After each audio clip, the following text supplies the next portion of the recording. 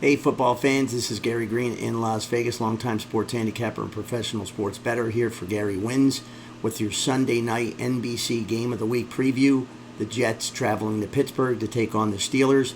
The Jets are a 1.5, now even up to 2 with some late movement here on Saturday night on the Jets side. The total here is 39. We're going to have good weather for this one. In fact, it might even be 60 degrees for kickoff and very light winds, so that's good.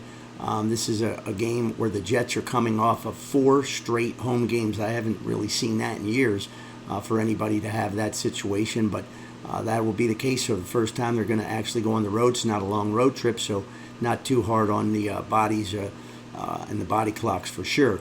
As far as this game goes, great news for the Jets is they pick up Devante Adams, who, of course, has a good rapport with the quarterback of the Jets, Aaron Rodgers. And for the Pittsburgh Steelers, looks like they're going to make a quarterback switch to Russell Wilson, who will make his first start. This is a situation where a lot of people ask, why would they put in Wilson when the Steelers are 4-2? Well, you know, for the most part, the Steelers really haven't done much on offense the last 2 weeks. In fact, they haven't done anything. They have 226 total yards against Dallas, and then they had 293 against the Raiders. And if you look at just final scores, it looks like Pittsburgh and the offense and Fields just lit the scoreboard up, but they didn't. They had 293 total yards. So I don't see any problem with it really for one reason, because I know for a fact that Mike Tomlin promised the starting job to Russell Wilson. There was not going to be a real competition. Russell Wilson got hurt. He came there to play for nothing because they're paying him $1 million, so he's basically playing for free. He came there to play. He could have taken a lot more money and went in a competition for another team or been shored to play for 3 or 4 other teams probably.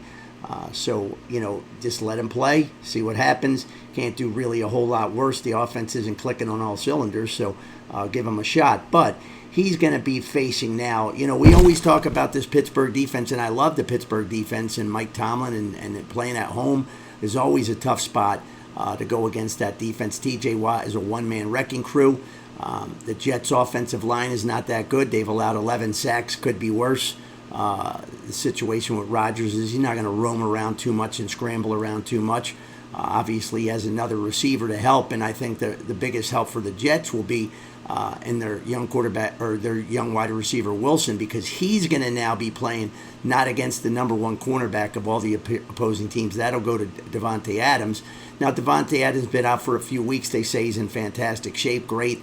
But like I said on a preview that I did with the Texas-Georgia game for Saturday in college football, Quinn Ewers had been out for a little bit, and he got in the game last week, so he was rusty. Well, Devante Adams hasn't played for a few weeks now. Playing wide receiver is not the same as quarterback, and he's played with Rodgers before, so they know all their little tells, and that will help for sure. But, you know, it's the Jets' defense that's going to really be the factor in this game if the Jets are going to win, I believe, because the Jets' defense is number 2 in the league. And after last year, you know, I used to grade I watched tapes with 2 head coaches, one in college, one from the pros, every week for the last 10, 12 years, and I've been watching game tape for 30 years. And the Jets' defense was getting A pluses almost every week. The Jets' offense was terrible. The Jets' offense really this year to this part hasn't been any great shakes, but the Jets' defense has quietly still performed, and they have 20 sacks. So it's very interesting that the week that they're pulling Fields to bring in Russell Wilson, who is not a running quarterback like he was in the old days, and he's coming off a leg injury, so a hamstring, so he's not going to really be running around back there. They're going to rely a little bit more on the run and hope that the passing game can open up a little bit with Russell Wilson. But the bottom line is 20 sacks. I got to believe they get to Russell Wilson at least 3 times. Russ will do a Peyton Manning, what I always used to laugh about Peyton Manning. He was smart. He'll just lay down. He's not going to take the hard hit. Russell Wilson's not going to do that. They're not going to take a hard hit and get hit and fumble and give the Jets a short field. You want to play field position. This will be a field position game. So the one thing for Pittsburgh and their offense, too, is their offensive line has been banged up since day one. They don't have a great one to begin with, and now they have some injuries. And if they couldn't put a lot of points on the board with a scrambling quarterback or avoid sacks with him, what are they going to do now? with Russell Wilson. So it's an interesting time to do it. But I know that he gave his word, Mike Tomlin, and future free agents down the road, you got to honor your word. And in this case, if he has a bad outing from Russell Wilson, it's easy to insert, and I'm sure that you'll see Fields on the field for 10, 12 plays at least. So that's always a good thing to have. But the Jets defense has only given up 148 yards passing a game. The Pittsburgh defense has only given up 85 rushing yards per game, and I would have thought the Jets would have been rushing the ball a lot better. They have two nice running backs, but they're not running the ball that great. So that's where it's going to be a give and take. I just don't see. I think that both teams may have to throw some gadget plays, some trick plays in there to be able to possibly hit a big play because these defenses are going to be the better of the two. The offenses are not going to be better than the defenses on the field on Sunday night. So, again, if the Jets can win this game, they could go 3-4, and then, like I said, being favored the rest of the way up until the Buffalo game, which will be a revenge game. So things are looking in the favor of the Jets if they can pull off a win here. You have the third worst rushing offense of the Jets going against the fourth rushing defense of Pittsburgh. So that's why I said that the Jets are going to have to try to throw the ball a little more, and they certainly will. Wilson hasn't really gotten the looks. He got one big game where he had a lot of targets, but I can see him having a big and better game than even Devante Adams.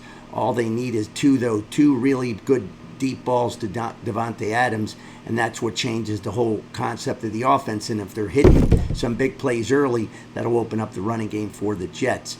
Again, I just don't see the weapons. The reason that Pittsburgh doesn't score is they just don't have the weapons. I don't like the wide receivers at all. They have decent tight end play, decent running backs, but again, the offensive line's just not that good. So I give the advantage to J.J. Watt in this game. I expect that he will get to Rodgers once or twice. He might even get him, if they can get a sack, which he's able to do a lot. This would be the quarterback he could do it to.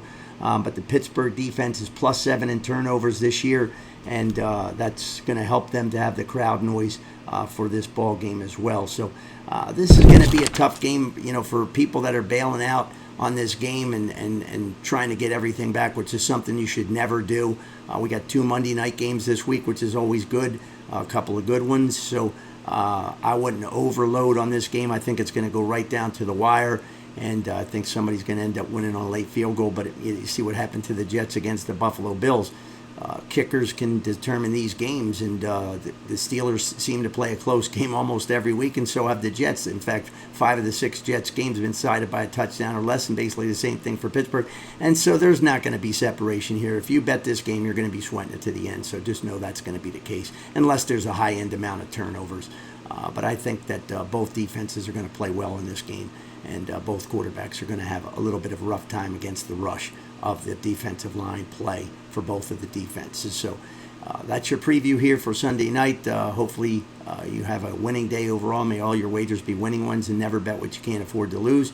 Don't forget to check out all of Gary Wynne's videos here, and we have 6 or 7 up with tips, and I'm going to continue to keep adding videos, tips on how to be a better winning sports bettor, and you'll get these tips from a 35-year winning sports bettor here in Las Vegas. Have a great weekend, everybody.